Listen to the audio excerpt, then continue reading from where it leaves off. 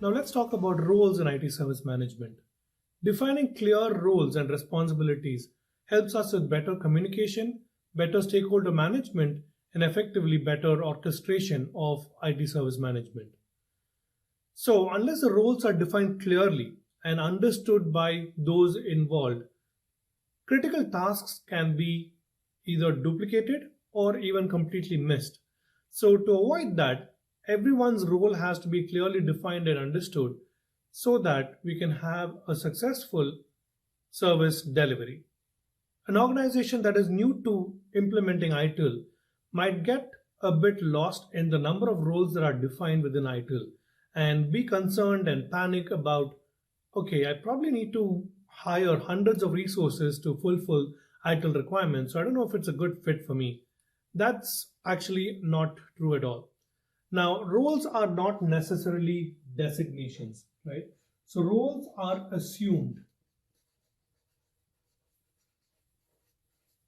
by different people within your organization.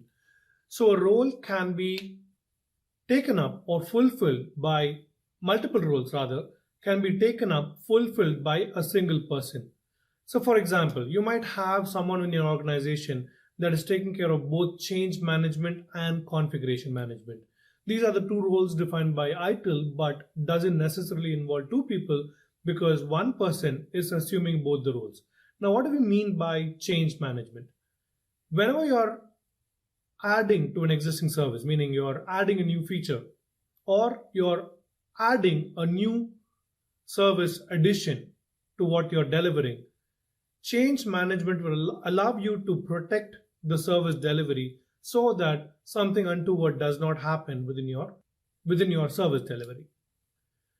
Now, another example is perhaps your support staff will have to take care of incident management or fulfillment and ordering, for example. So these are two different roles, but they can be assumed by the same person. In fact, ITIL is suitable for very large organizations and a small organization as well. And as you can imagine, within a small organization, the same role may be performed by the same set of people or the same person or even. So ITIL doesn't necessarily mean that you have to be a large organization to reap the benefit of that. Now keep in mind, the only difference about a large organization and a small organization when it comes to ITIL is how service management is implemented. But otherwise, the roles can be assumed by the same person. So it's definitely fit for a small organization as well. Now let's delve a little bit deeper into the service provider side of things.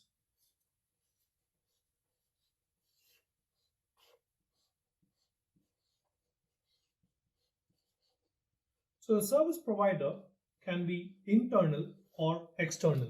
So when I say internal, for example, it could be an IT department servicing the sales team in an organization, or it could be external, as in you could be a software provider that is servicing multiple clients. Regardless of whether you're an internal service provider or an external service provider, what's critical is understanding your consumers and delivering value based on a good understanding about what their needs are.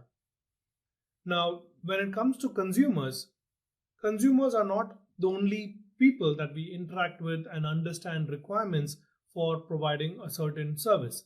We also need to be cognizant about stakeholders within those consumers who extend the purview of what your consumers need. So stakeholders are also another important consideration. So as a service provider, you need to know who your customers are and who the corresponding stakeholders are so that you can gather the requirements for the service and enhance your chances of successfully delivering that service, delivering value to your customers.